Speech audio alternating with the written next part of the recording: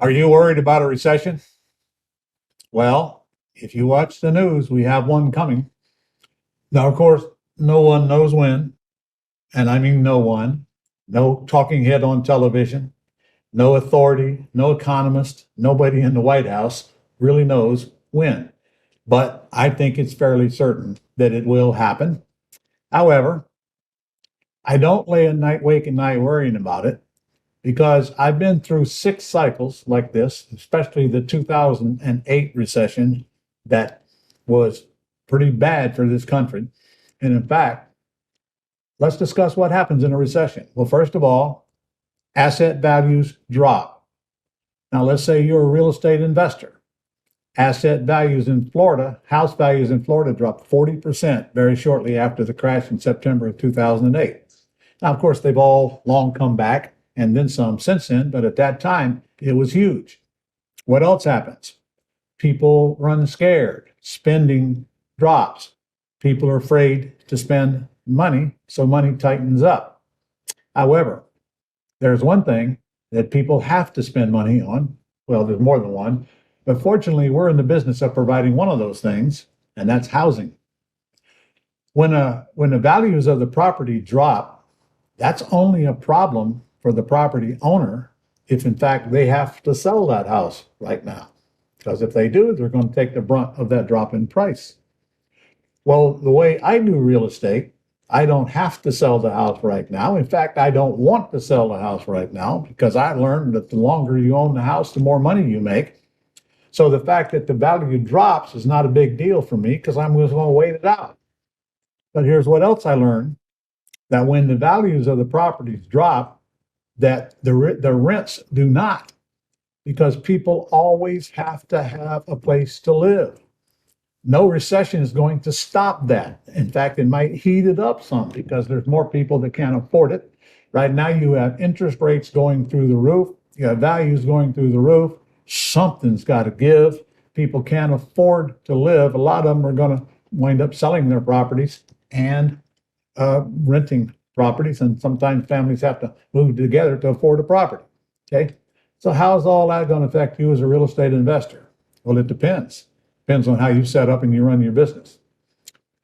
In my opinion, the number one biggest mistake you can make is guaranteeing debt.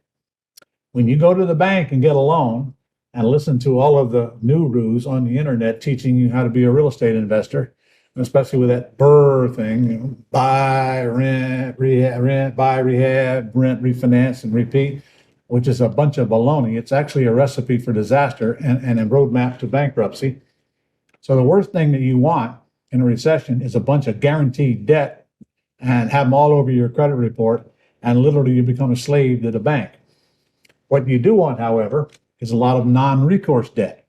Non-recourse debt means that you're buying it with owner financing or taking it subject to, or in fact, leasing it with an option to buy, which is the only 3 ways to buy on terms. Terms is how I buy. Terms will grow wealth. Terms will make you rich. Guaranteeing debt will put you in the poorhouse and likely cost you your entire empire, and you wouldn't be the first. So if you're not guaranteeing debt and you're providing housing for people that they have to have, everybody's got to have a place to live. Sellers will always need to sell. Buyers will always need to buy. No recession is going to change that. We have ups and we downs, so we just move along with them. I can make you a case that a recession is the best thing that can happen to you as a real estate investors. It's obvious. Sellers are going to get more motivated when the hot market goes away, more demand for rentals, and harder for buyers to get into houses. Not with me. I'll lease option it to them and give them all the time they want to go out and clean up whatever is broke in their life and or let values go back up or whatever. So I am the gatekeeper because I'm not relying on bank loans. I'm not guaranteeing debt. I'm not making big promises I can't keep. And I'm generating debt that is non-recourse, which means I'm not personally liable and nobody's ever going to come after me for a debt if things do go wrong. And another thing, if I buy a house with owner financing and I'm not guaranteeing the debt, And so you might be worried, well, what happens if I have a term in there and I can't pay it off? Well, look, the seller's got two choices: extend the term or take the house back. Which one do you think they're going to do, especially in recessionary times? I'm trying not going to let that happen.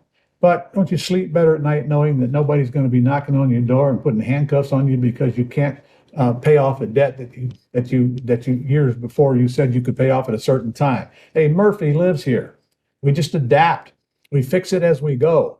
But the fact that you're not guaranteeing the debt makes it a lot easier for you to maneuver through hard times. Trust me, I've been there.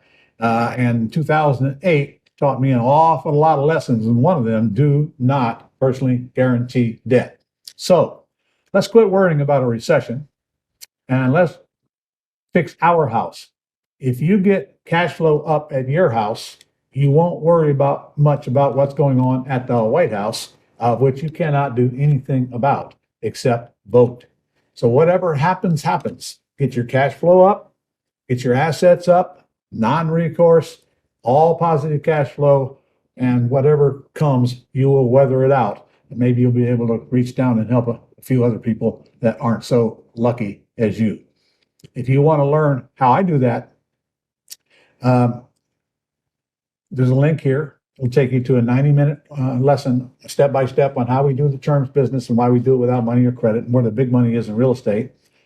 And I suggest you go to that link and take that lesson, and you'll be clear to you on what I'm talking about. And I think you're going to take a totally different look at real estate that you may have right now, because what I'm going to teach you on that 90-minute session, there aren't very many people who really understand and know. And most of the investors coming into this business have no idea. So they're out there wholesaling and rehabbing short-term stuff.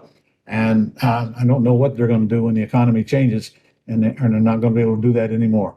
Go learn how to get into a business that the economy is not going to put you out. Do it now.